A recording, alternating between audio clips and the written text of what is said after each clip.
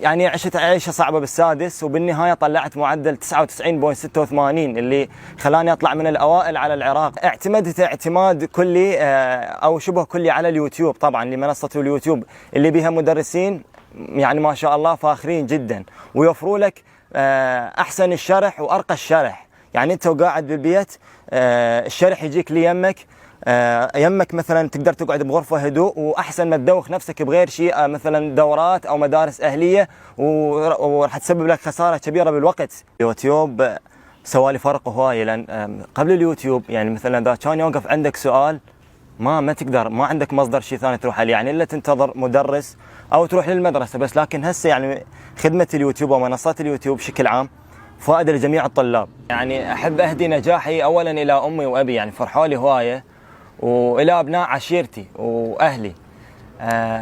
يعني من تحقق يعني النجاح راح نشوف فرحة الأهل تسوى كل شيء. احنا نشوف أكثر الكفاءات في هذه المدينة عندما يصل إلى مستوى علمي كأن يكون مهندس أو طبيب يخرج من مدينته. ولكن إن شاء الله عهد الطالب عمر رائد ووالد الطالب الأستاذ رائد أنه إن شاء الله يخدم مدينة البغدادي اللي هو مدينتنا الأصل اللي تربينا بها إن شاء الله.